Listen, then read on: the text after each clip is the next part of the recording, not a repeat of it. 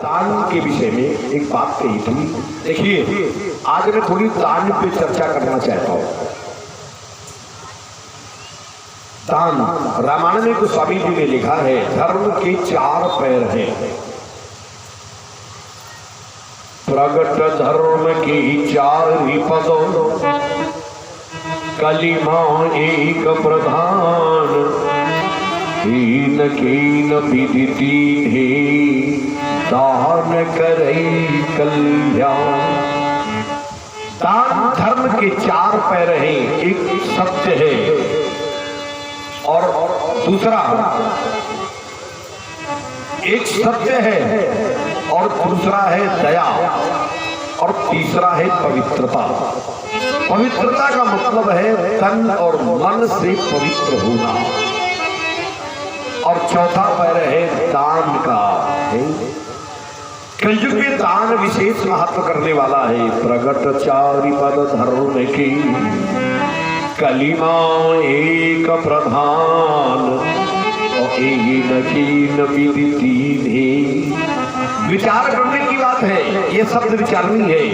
हीन विधि तीन, दान करई कल्याण। किसी भी प्रकार से अगर दान हो जाए तो वो कल्याण ही करने वाला है। कहा गया है कि दान अगर बाएं हाथ में है तो दाहिने हाथ में ना करो, बाएं हाथ से ही दे दो। क्योंकि बोले ऐसा क्यों?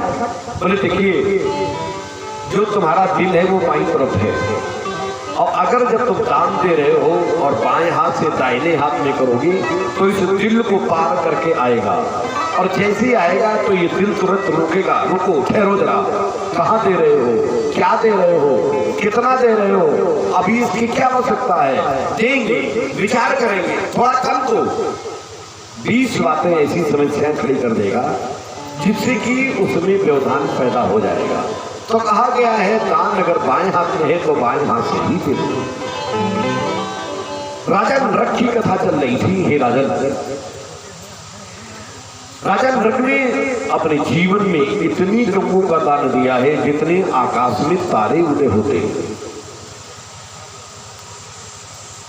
गायों का इतना महत्व क्यों है जरा ये भी समझ लीजिए। महाभारत में एक कथा आती है। एक बार लक्ष्मी जी गायों के पास गई और कहा, हे गाओ, तुम्हारे शरीर में 33 करोड़ देवता रहते हैं, केवल मैं ही एक ऐसी हूं जो तुम्हारे शरीर में नहीं रहते, तो तुम्हारा जो सबसे खराब स्थान हो आप मुझे बता दो, हम उसी में रह जाएं। तो लक्ष्मी जी को देख करके गौओं ने कहा, अरे जाओ जाओ, हम वैसे भी हष्ट-पुष्ट हैं, हमें तुम्हारी कोई आवश्यकता नहीं है। तो लक्ष्मी जी ने कहा, आप मेरा इस तरीके से तिरस्कार न करो, मैं कोई ऐसी वैसी नहीं, मैं त्रिदेवों में एक देवी हूं, जो तुम्हारा सबसे खराब स्थान हो हमें बता दो, हम वहीं रह जाएं। तो गौओं ने कहा, हे लक्ष्मी, हमारे मूत्र और गोबर में कोई नहीं रहता है, अगर चाहो तो तुम रह सकती हो। तो लक्ष्मी जी ने कहा, ये मेरा सौभाग्य है कि हमें गाय के मूत्र और गोबर में रहने को मिल रहा है। तब से लक्ष्मी का निवास गाय के गोबर और मूत्र में हो गया, इसीलिए गाय के गोबर से लीपने से घर में लक्ष्मी आती है। आजकल गौओं की जो दुर्दशा हो रही है, लोग समझ नहीं रहे हैं कि गायों का महत्व क्या है। मैं आपको एक बात बताऊं, जिस समय गाय दान में दे रहे हो, देखिए, अगर हाथी दान देना हो तो हाथी की सूंड पकड़ करके हाथी का दान करें। अगर घोड़ा दान करना हो तो घोड़े का कान पकड़ करके घोड़े का दान करें, और अगर गाय दान देनी हो तो गाय की पूंछ पकड़ करके गाय का दान करें। जिस व्यक्ति को गाय देनी हो, बहुत ध्यान से समझ लेना, आपने अगर किसी को गाय दान में दी और उस व्यक्ति ने गाय को लेने के बाद गाय बेच दी, तो वो गाय दान देने वाले और देने वाले दोनों को नरक भेज देती है।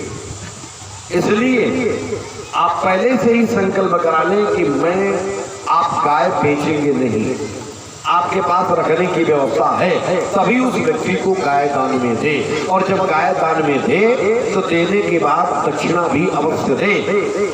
और जब वो गाय लेकर के चले तो गाय की पहले तो परिक्रमा करें और इसके बाद जैसे ही गाय लेकर के आपके खूंटे से चल रहा है तो आप 6-7 कदम उसके पीछे पीछे चले।